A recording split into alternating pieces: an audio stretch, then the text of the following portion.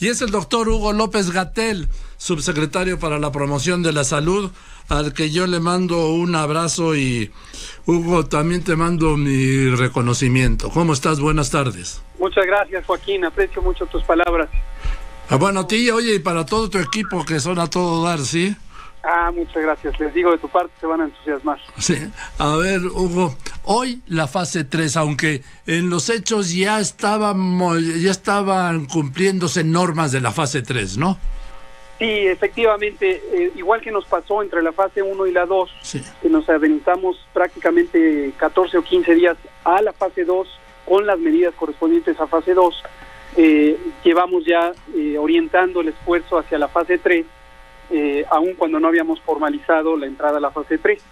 Ayer, al presentar la situación epidemiológica de COVID-19 en México y algunas características específicas que tienen que ver con la propagación geográfica, con la existencia de brotes que pueden todavía ser rastreables o trazables, y con la cantidad de casos en las 4 regiones que define el Consejo de Salubridad General, argumentamos que era pertinente proceder con formalizar la entrada de la fase 3. ¿Esto se decidió? ¿A qué hora tomaste la decisión? Pues eso, ayer justamente durante la tarde, se reunió a las 17 horas, sí, de ayer 20 de abril, el Consejo, se deliberó en el Consejo, y aunque no compete al Consejo tomar la decisión formal, pues una decisión más de carácter técnico que toma la Secretaría de Salud, nos fue muy útil tener la opinión de los vocales del Consejo, y posteriormente lo conversamos con el secretario de Salud y se planteó al presidente, y entonces esta mañana ya formalizamos la fase 3, el inicio de la fase 3. Sí, porque repito, las limitaciones y las indicaciones de la fase 3, de hecho, ya se estaban aplicando. Sí, es correcto lo que observas. Efectivamente, para la expectativa pública se había generado la idea de que en el momento en que llegara la fase 3 pasaríamos a una acción más enérgica, por ejemplo, de uso de la fuerza pública o de restricción de movilidad. Lo cierto es que no, porque la estrategia está orientada y las intervenciones de seguridad sanitaria están orientadas a los elementos estructurales de la movilidad. ¿Qué queremos decir con esto? Una persona se mueve en el espacio público de acuerdo a necesidades. Por poner las 3 más importantes, uno se mueve en el espacio público para ir a trabajar, para llevar a los hijos a la escuela, o si son los propios estudiantes los que se mueven por sí mismos, o para tener actividades de la vida social, recreativas, culturales, ambientales, etcétera, o turísticas, por ejemplo. Sí. Entonces, el diseño de las intervenciones, en el caso mexicano, todas ellas integradas a la perspectiva de mitigación comunitaria, que es un precepto técnico de carácter general en la salud pública, están cuidadosamente orientadas a que el sujeto de la acción sean precisamente las propias actividades. Es decir, pongo el ejemplo con la actividad escolar. El decreto, el acuerdo del Consejo de Salubridad, publicado el 31 de marzo, lo que indica es la suspensión de la actividad escolar en todos los niveles educativos, en organizaciones públicas, sociales y privadas, en todo el territorio. Entonces ahí el sujeto de la acción es el sistema educativo como tal, que es quien debe suspender las actividades. Lo mismo pasa con los trabajos. La indicación es suspender toda actividad laboral no esencial en los sectores público y privado y social. Nuevamente, el sujeto de la acción es la actividad laboral. ¿Qué nos permite esto? Nos permite que modifiquemos las motivaciones que tienen los individuos para concurrir en el espacio público, ya sea para movilizarse, congregarse, para hacer estas actividades. Y por lo tanto, se vuelve innecesario el uso de la fuerza pública o cualquier otro mecanismo de coerción dirigida al individuo. La razón por la que hicimos esto no es casual, lo analizamos cuidadosamente.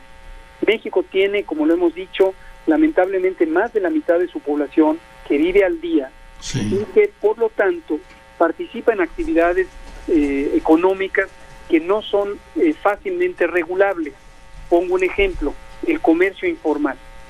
Regular la movilidad en el espacio público para comerciantes ambulantes requeriría necesariamente una acción coercitiva de carácter local o con el uso de la fuerza pública, que nos llevaría a un estado de crispación, de confrontación, que consideramos que solamente entorpecería las medidas de control. En cambio, tenemos la gran oportunidad, como la aprovechamos desde antes de la fase 2, de suspender las actividades escolares, de suspender las actividades laborales. ¿Qué es lo que dice la fase 3? Eso mismo. Y entonces hemos estimado más de 60 a 67 millones de personas que se retiran del espacio público porque ya no tienen una motivación para concurrir a este espacio, más que para algunas actividades, desde luego esenciales, como conseguir el alimento y otras cosas, ¿no? A ver, doctor Hugo López-Gatell, Claudia Sheinbaum, la jefa de gobierno, dijo que el INER, el Instituto Nacional de Enfermedades Respiratorias, es uno de los grandes institutos de salud nacionales, y ya estaba saturado de enfermos de coronavirus. ¿Eso es así? En general, sí hemos visto, como lo esperábamos, una rápida progresión, precisamente en el curso de la semana más reciente, una rápida progresión en el número de casos diarios.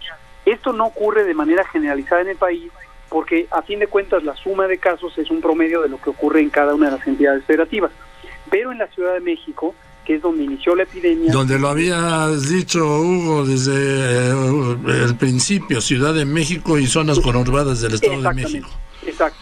Entonces aquí sí ya tenemos un incremento diario de casos muy significativo, y dado los porcentajes de casos que requieren hospitalización o incluso terapia intensiva, pues desde luego empieza a presionar la capacidad de respuesta de los hospitales en la ciudad. Todavía no tenemos una saturación generalizada. Efectivamente, el INER, el Instituto Nacional de Enfermedades Respiratorias, por su carácter resolutivo, pues se vuelve un centro de atención de referencia en donde empieza a haber una alta demanda de servicios. Lo mismo estará pasando con el Instituto de Nutrición, pero todavía tenemos los hospitales de las instituciones de seguridad social y los propios hospitales de la Secretaría de Salud de la Ciudad de México, que todavía están no cerca de estarse saturando. Estamos hablando de cerca del 40-45% gruesamente de ocupación para las camas destinadas a la atención de COVID. Ahora, doctor López-Gatell, habíamos las dos últimas veces que hablamos, bueno, no últimas, sí, espero que no sean últimas nunca. En las anteriores dos veces que hablamos, la proyección era de que el pico sería en junio. Veo que has hecho una revisión adelantada a mayo del pico. Es correcto. En el primer modelo matemático que hicimos, ese lo hicimos con una metodología semejante a la que han usado estos 7 grupos académicos. De hecho, uno de los 7 es el grupo científico del propio Instituto Mexicano de Seguro Social, con quien habíamos hecho el primer modelo. Este primer modelo habíamos estimado hasta cierto punto arbitrariamente que íbamos a tener una potencial reducción de hasta 60% en la intensidad de transmisión y por lo tanto del número de casos. Y eso nos llevaba a que se extendiera la epidemia hacia junio. El pico. El pico, efectivamente, el punto máximo de la epidemia. ¿Por qué ese modelo tuvo sus limitaciones? Porque lo hicimos muy tempranamente, en un momento en que los datos observados eran muy escasos y todavía no habíamos entrado a los datos que se observan después de las intervenciones. O sea, era una predicción más teórica que basada en los datos observados. Los nuevos modelos que han hecho estos 7 grupos académicos toman en cuenta la modelación teórica, que depende de el conocimiento que se tiene sobre cómo funciona la dinámica de transmisión de enfermedades y cómo cambian las subpoblaciones de ser susceptibles a ser expuestos, a ser infectados y finalmente a ser recuperados.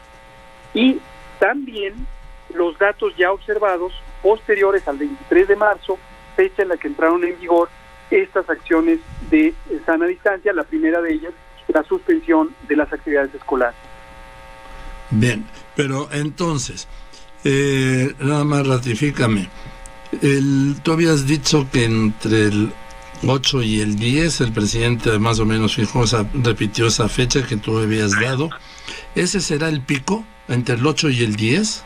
Pues ¿Se puede fijar con tanta exactitud de 48 horas? Bueno, aquí viene un elemento, dos elementos yo diría importantes. Un elemento que fue muy estimulante o ha sido muy estimulante es que cuando nosotros consultamos a estos grupos científicos de matemáticas y matemáticos y que tienen familiaridad o algunos son directamente expertos en epidemiología matemática, por cierto, coordinados por el CONACYT, y mi agradecimiento siempre al CONACYT y a la doctora Álvarez Builla, que los ha mantenido coordinados en esta unidad de evidencia y ciencia de datos. Fue interesante porque los consultamos a cada uno de ellos como grupo, pero les pedimos que trabajaran por separado. Entonces cada uno usó sus propios métodos, pero a todos les pedimos que hicieran una predicción de las epidemias de Italia, Estados Unidos, España y Corea. Esta predicción era un mecanismo de validación de los métodos, porque lo interesante era, como resultó, que ellos predijeran una epidemia que ya se conocía la trayectoria, como si no la conociera. Y todos los grupos llegaron a conclusiones semejantes usando los métodos de predicción y llegaron a describir, excepto en el caso de Corea, que tiene un poco de datos raros, según ellos mismos refieren, lograron hacer una predicción de esto muy consistente. Y en segundo paso, lo que les pedimos es que hicieran la predicción de lo que ocurriría en México, y todos llegaron a un consenso. Este 8 a 10 de mayo es el promedio, es el punto medio o la mediana, técnicamente hablando, donde coinciden los 7 grupos. En realidad hay un intervalo más amplio, de acuerdo a las predicciones de los 7 grupos, pero todos en promedio coinciden en este 8 a 10 de mayo como punto máximo de la curva epidémica. Sin que esto sea una ciencia realmente exacta todavía, porque están hablando de un virus que desconocemos. Exactamente, y no solo el virus, quizá más importante, y por eso quise ser muy enfático cuando presenté estos resultados y las recomendaciones, al decir que esta predicción es válida, sí y solo sí, y esto es una expresión que precisamente tomo de los matemáticos, sí y solo sí se cumplen adecuadamente las medidas de mitigación. Es decir, en el momento en que en 1, 2 o 3 o más estados tuviéramos una relajación de estas medidas y que se permitiera que las actividades económicas no esenciales empezaran a operar, o se permitiera que las empresas que deben cerrar no cierren, o se permitieran congregaciones públicas, etcétera, estaríamos llegando a un punto donde ya no es válida la predicción, porque la condición básica para la predicción es que hay una reducción sustancial de 75% de la movilidad en el espacio público. Que no la está viendo. Pues tenemos elementos mixtos. Sí, pero aquí en la Ciudad de México no hay 75%. Pues dice que es interesante, Joaquín, porque cuando uno lo vive de manera directa, uno se preocupa. De hecho, frecuentemente, casi diario, tenemos pláticas con la jefa de gobierno, con quien hemos tenido una excelente coordinación en esta materia, y ella nos dice a veces con desconcierto, con molestia, veo que se está relajando las medidas, sí, esto y el otro, pero cuando vemos los monitoreos, que además estos monitoreos es interesante porque son independientes al gobierno, excepto el que hace el propio gobierno de la Ciudad de México, sí, que coincide también con los que son independientes, pero los monitoreos se hacen en esta forma automática, se podría decir, por los usuarios de dispositivos móviles, y lo que nos permite es ver realmente en el espacio cuánto se mueve la gente y compararlo con lo que habitualmente se mueve la gente, y es una movilidad muy estable la que se tenía previa al 23 y cae dramáticamente a partir de las medidas. Bien, y en la Ciudad de México se ha llegado hasta 78% de reducción. Bien, entonces, la fecha del pico, promedio del pico entre el 8 y el 10 de mayo, depende fundamentalmente de la baja en la movilidad, ¿de acuerdo? Totalmente de acuerdo, y si me lo permites, aquí cuelo nuevamente el lema, quédate en casa. Sí. Quédate en casa, porque eso es el mensaje sintético para la población. Si tú te quedas en casa, vas a lograr que la curva epidémica sea como la que se ha predicho y no como la que ocurriría si no te quedas en casa, que es obviamente peor, porque nos lleva a más casos y más saturación. Es decir, el exceso de movilidad lo que produce es el mayor número de contagios. Es correcto, es Bien. correcto. Ahora, doctor López-Gatell, con base en esto, el secretario de Educación Pública, Esteban Moctezuma, dijo hoy que se vuelve a clases el 1 de junio. Me parece a mí que es un plazo muy corto, entre un pico que podría ser del 10, pero que podría llegar hasta el 15 de mayo, y volver en ese plazo a clases. Sería, vamos, a mí me parece que esa cifra la van a tener que mover, no sé qué opina usted, porque sí sería una segunda oleada de contagios. Sí, no lo descartamos y lo tenemos considerado entre los múltiples escenarios, y quiero decir además, tenemos el respaldo del presidente. El presidente está consciente que esta es una fecha referencial, pero que si la evidencia sugiriera que la trayectoria del cambio temporal de los casos, es decir, la cantidad de casos que aparecen cada día, no se mantuvieran en una disminución como la que se predice, entonces podríamos tener que reconsiderar esa fecha, cosa que no sería sorprendente. No. España lo hizo, Alemania lo hizo, Estados Unidos lo hizo, varios países han tenido que extender sus periodos de distanciamiento social. Yo coincido totalmente, porque me parece un plazo muy corto entre el pico y 20 días después volver a clases. Sí. Sobre todo en el caso, hacen excepciones donde en los municipios donde no hay contagios, pero en el caso de la Ciudad de México y la zona conurbada, me parece que sería dar pie a una segunda oleada. Sí, aquí sí tenemos la convicción de que en ningún momento vamos a poner en riesgo a la población. Es decir, si la evidencia sugiere que no vamos por buen camino, ya sea porque no hubo la reducción que se esperaba, que se predijo con los modelos matemáticos, o bien, a pesar de que estemos en ese curso, la movilidad empieza a liberarse demasiado rápido, tendríamos que reconsiderar y ampliar el plazo, y esto quisiera que la población, su audiencia, lo tuviera ya en cuenta, que esto no está escrito en piedra. Es decir, esto no es una disposición administrativa, sino esto es ciencia. Esto requiere la reflexión científica que hacemos todos los días con base en la evidencia. Y el día a día, ¿no? Totalmente. El día a día nos va a ir indicando hasta dónde vamos, si vamos bien y si la predicción se va cumpliendo o no se va cumpliendo.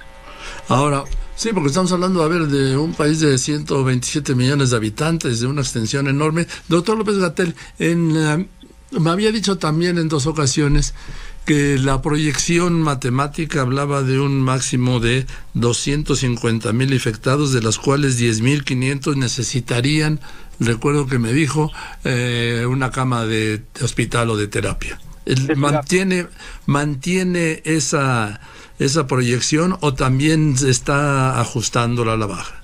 Fíjense que qué bueno que me pregunta eso, porque en la predicción sí hay una reducción y eso es un elemento alentador. Esta cifra que le di de 10,500 personas era con base en el primer modelo, el que hicimos con los expertos del IMSS, y era el escenario no halagüeño, era un escenario difícil. Y con las nuevas predicciones hay coincidencia en que se podría estar reduciendo de 5,000 a 6,000, es decir, el número de camas necesarias en terapia intensiva en el punto máximo tendría que ser de 5,000 a 6,000. Pero, de todos modos, nosotros preferimos estimar la necesidad y resolver la necesidad considerando esos 10,000. De hecho, estamos considerando cerca de 14,000, porque preferimos considerar de más y no de menos. De todos modos, estos insumos y equipos no son ningún desperdicio, porque estamos conscientes que el Sistema Nacional de Salud de México tiene un déficit histórico de capacidades y es como una inversión anticipada. Además, el virus no se va a ir, doctor. Es correcto. Ese es otro elemento, qué bueno que lo menciona. Aquí tenemos esta predicción para este primer pico epidémico, pero conocemos por la experiencia de otras epidemias, concretamente la de influenza H1N1 en 2009, que los virus tienen cierta temporalidad, cierta estacionalidad. En 2009 ocurrió que el primer pico epidémico, la primera oleada, ocurrió en abril y mayo. Posteriormente tuvimos, excepto un pequeño brote en Chiapas, tuvimos muy poca transmisión, pero en octubre de 2009 tuvimos un repunte que se extendió hasta abril de 2010. Esto podría pasar con COVID también en este caso. Sí, porque los virus, insisto, no se van. no se van. No desaparecen, llegan pues, como ya sabe quién, como la música que llegó para quedarse. Exactamente. Doctor, déjeme hacer una pregunta que he estado pensando si se la hago o no, porque no quiero caer en el otro terreno. ¿Se tiene alguna proyección de muertos? No yo porque yo quiera que los haya ni nada, sino porque hemos visto como en otros países, no quiero llegar al extremo de lo que pasó en Guayaquil, Ecuador, sino lo que está pasando en España, en Nueva York, las fosas comunes en los jardines. Entonces, para saber si todo este sistema sanitario de letalidad se tiene capacidad, es que no sé cómo hacer la pregunta. ¿Se tiene una proyección del número de muertos? Pues perdón que ya se la planteé así, pero con estos antecedentes. Cómo no, es muy útil la pregunta que me hace, es muy útil, y como en los otros elementos hay que afrontar la realidad, hay que decirla con claridad. Creo que hace muy bien usted en no plantearlo de una manera alarmista, sino más bien abrir el espacio para una conversación basada en la realidad y basada también en estimaciones científicas y un trabajo técnico. Efectivamente, desafortunadamente, esta enfermedad, el COVID-19, tiene una alta letalidad en las personas que tienen las condiciones de riesgo para complicarse. Los adultos mayores, las personas que tienen enfermedades crónicas y las mujeres embarazadas. Entonces, por más esfuerzos que se hagan, por más que haya una disponibilidad completa y oportuna de camas de terapia intensiva, de camas de hospitalización, de médicos, médicas, enfermeras, etcétera, hay un punto límite, porque esta es una enfermedad para la que desafortunadamente no existe un tratamiento específico. Entonces, eventualmente sí hay una letalidad importante. Algunas estimaciones provenientes de otros países hablan de una letalidad para casos graves. Quiero ser muy claro aquí que es específicamente entre las personas con enfermedad grave, que puede ser superior al 50%. No estamos hablando, quiero dejarlo muy claro, que sea un porcentaje de letalidad para todos los casos. No es para los infectados. No es para los infectados, no es para los que tienen enfermedad leve, ni siquiera es para los que requieren hospitalización, sino es concretamente en quien llega en estado crítico y está en la terapia intensiva. Además, doctor López-Gatell, tengo información de que la gente está llegando muy tarde a los hospitales, los graves. Sí, es correcto, y esto nos preocupa. Este fenómeno, dicho sea de paso, lo vimos también en la influenza H1N1 en 2009, que existe un fenómeno de sobreconfianza, que no lo critico, es completamente legítimo, pero sí hago un llamado a la población a que si el familiar correspondiente o la propia persona enferma identifica que tiene los factores de riesgo, no lo tome a la ligera y extreme precaución acudiendo tempranamente a la consulta médica, porque cuando se hace una valoración temprana de complicaciones, se puede dar un manejo médico que permita salvar la vida. Entonces sí recomendamos que quien tenga los factores de riesgo, mayor de 60 años, mujer embarazada, enfermedades crónicas, no se espere. En cuanto tenga los síntomas de COVID, que son fiebre, dolor de garganta, tos y otros síntomas generales, acuda a atención médica.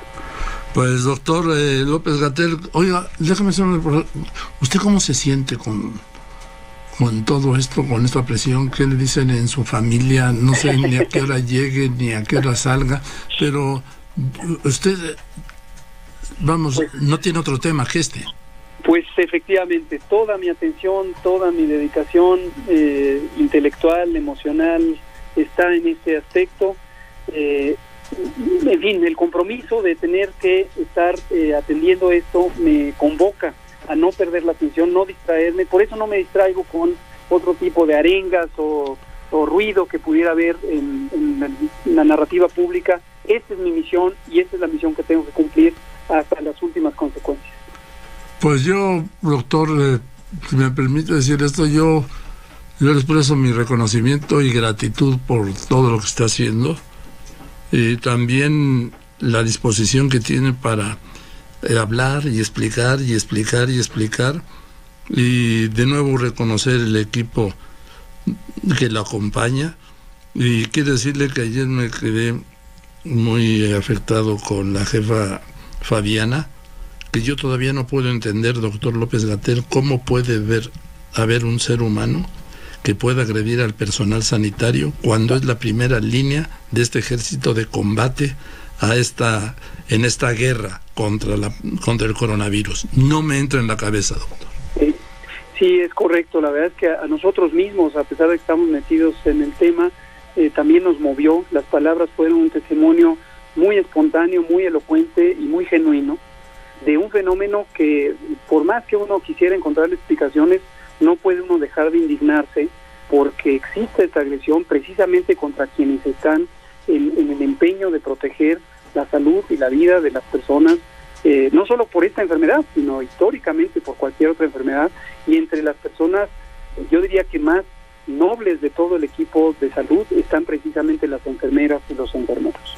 Doctor, esto me lleva a una cosa. ¿Tiene el número de infectados del personal sanitario en el país? Sí lo tenemos, se lo debo porque no lo tengo en este instante para darle el dato más actualizado, pero ya estábamos en un número sustancial que pasaba los 250 personas según el último corte que tuve. Pero ya qué bueno que me lo dice, porque lo voy a hacer público conforme se vaya actualizando. Porque les recuerdo que en Italia fueron 15,000 elementos del personal sanitario infectados y 44 médicos muertos. Sí, este es un asunto de mucha preocupación, porque la situación de protección de la salud del personal es importantísima. El personal está expuesto, digamos que en la trinchera directamente de este combate contra la enfermedad. En general no me gusta usar términos militares para referirme a la epidemia, pero en este momento lo estimo necesario, y al estar en el frente, pues obviamente tienen mayor riesgo.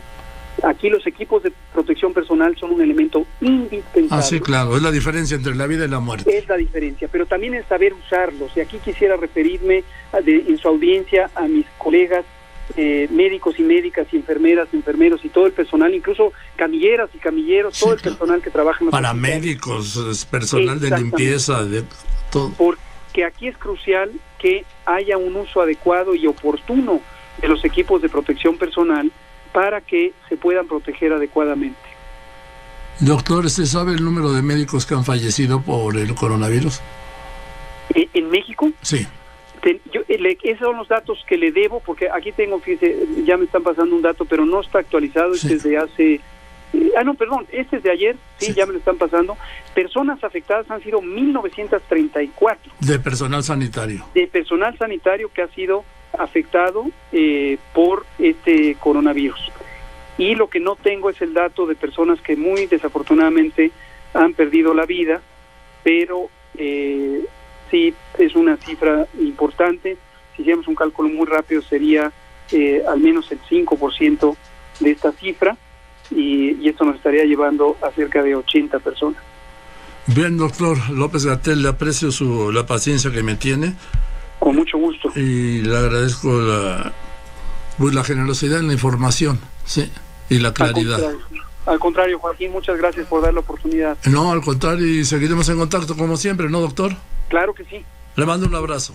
Igualmente, Joaquín. Que esté muy bien. Es el doctor Hugo López-Gatell, subsecretario para la promoción de la salud. Ya lo conoce, ¿no? El doctor López-Gatell, con mucha información muy interesante, muy importante, que el regreso a clases el 1 de julio no está escrito en piedra, ¿sí? Y que porque yo que señalé, pues son 20 días después del pico, que no está escrito en piedra, entre otras cosas. Y yo tengo severas, profundas dudas de que se pueda volver a clases el 1 de junio. ¿Por qué? Por la cercanía con el pico, que provocaría una segunda oleada de contagios. Y el número de casi 2,000 elementos del equipo sanitario contagiados, y una cifra que vio 1,800, perdón, y lo que llevaría un 5% de letalidad llevaría a 80 integrantes del personal sanitario fallecidos en esta epidemia.